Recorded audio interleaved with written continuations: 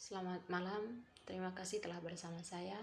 Saya Ermelinda Santri, mahasiswa Universitas Nusa Cendana Kupang, Fakultas Ilmu Sosial dan Ilmu Politik, NIM 1803030143. Pada pertemuan ke-11 kali ini, saya akan membahas sebuah buku yang berjudul Bentuk Hibrida Perdamaian dari Badan Sehari-hari hingga Pasca Liberalisme. Yang pertama yaitu menjelajahi hibriditas melalui bentuk sehari-hari dari resistensi badan dan otonomi.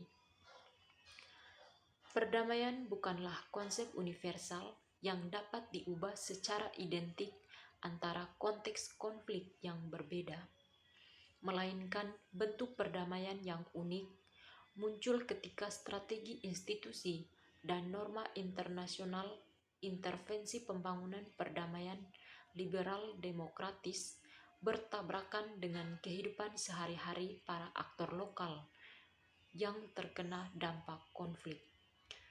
Di situs masing-masing intervensi perdamaian internasional, bentuk antarmuka di mana setiap kegiatan sehari-hari, kebutuhan, minat, dan pengalaman kelompok lokal, dan tujuan, norma, dan praktik pembuatan pelaksanaan kebijakan internasional tumpang tindih.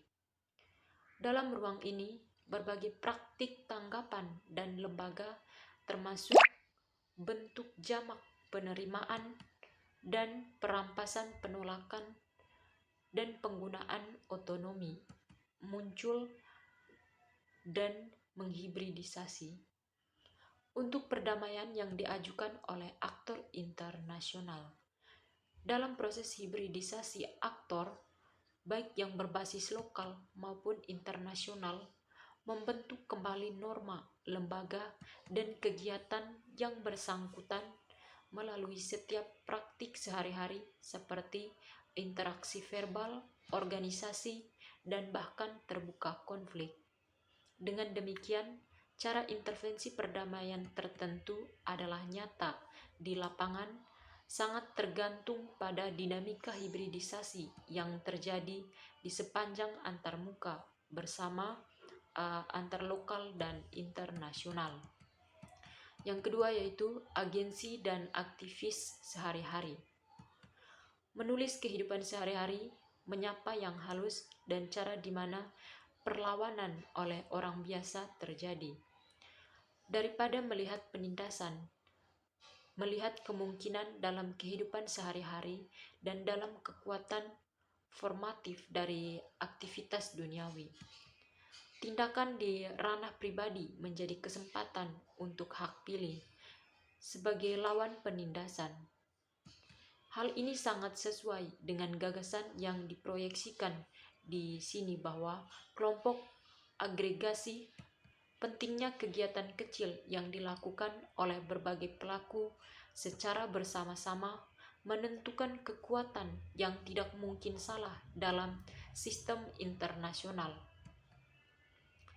Politik dalam hal ini terletak di bawah tingkat pemerintahan dan di bawah tingkat pemerintahan daerah, berusaha untuk memeriksa apa yang dilakukan dalam kehidupan individu dan rumah tangga yang mungkin berdampak.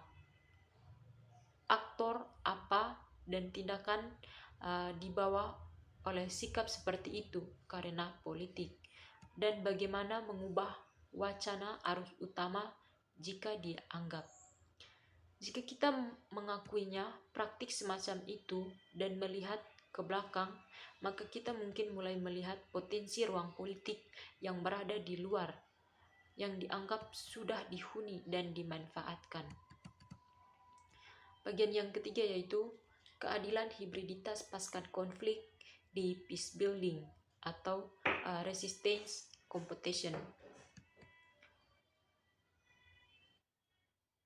Menyimpan dari hal lain dalam buku ini karena skeptisisme tentang motivasi dan hasil perlawanan yang dipaksakan secara internasional, tindakan pembangunan perdamaian Dalam hal ini, tindakan promosi keadilan melalui program akuntabilitas atau hak asasi manusia dan supremasi hukum. Meskipun terbukti bahwa secara historis hal ini telah dipaksakan secara eksternal dan seringkali tidak sesuai dengan realitas lokal, fakta yang diakui dalam PBB kunci dokumen yang mengatur kebijakan untuk supremasi hukum dan keadilan transisi di negara-negara yang terkena dampak konflik. Kurang jelas bahwa perlawanan terhadap mereka benar-benar lokal atau dalam banyak kasus dimotivasi oleh keinginan apapun membela hak dan klaim penduduk lokal.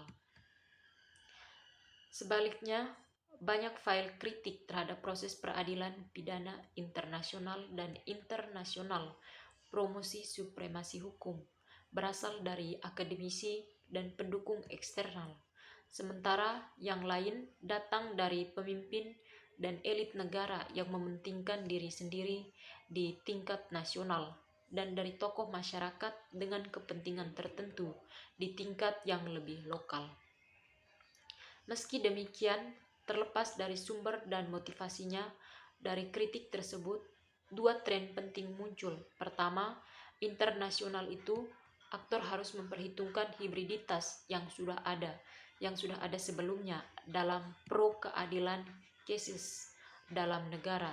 Dan kedua, lokal nasional internasional, proses hibriditas telah muncul, terkadang dengan desain, terkadang tidak, sebagai bagian tanggapan atas kritikan tersebut. Yang keempat yaitu tentang pengadilan hibrid, interaksi dan perlawanan di Bosnia dan Herzegovina dan Kamboja.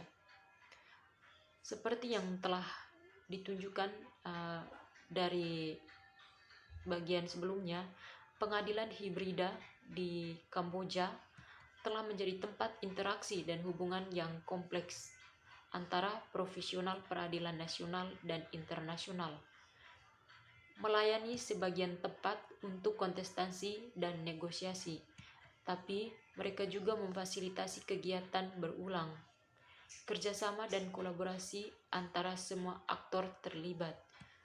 Tujuan utama dari lembaga-lembaga ini adalah untuk menuntut dan mengadili mereka yang diduga melakukan kekejaman paling parah selama konflik.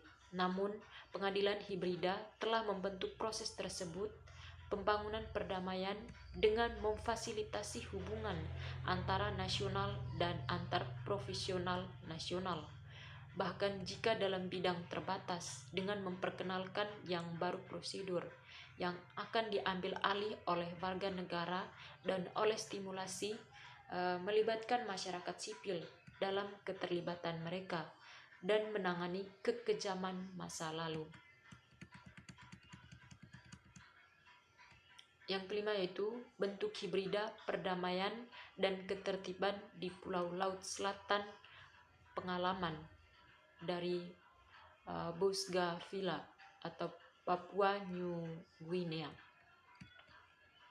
Meskipun keberadaan dua entitas politik yang tumpang tindih itu, daerah otonomi Bougainville dan Republik Merdeka mengakui mencakup wilayah yang sama dari apa yang konvensional kebijaksanaan Barat membutuhkan keadaan yang tepat untuk terlihat.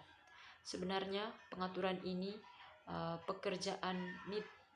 bekerja dalam konteks proses pembentukan yang berkelanjutan, variasi tubuh dalam negeri dari negara melalui Berkeley institusional yang didasarkan pada hibriditas tatanan politik di lapangan. Yang keenam, mencari pemilik rumah di pedesaan Timor Leste. Pada tingkat wacana internasional dan nasional tentang Timor Leste, perdamaian dan kenegaraan merdeka telah dipahami sebagai terjalin erat. Keterkaitan ini hampir tidak mengejutkan mengalir seperti itu dari sifat konflik di Timor Leste. Perjuangan kemerdekaan terhadap apa yang dinilai oleh mayoritas penduduk sebagai kekerasan kependudukan. Baik, sekian video singkat dari saya. Terima kasih.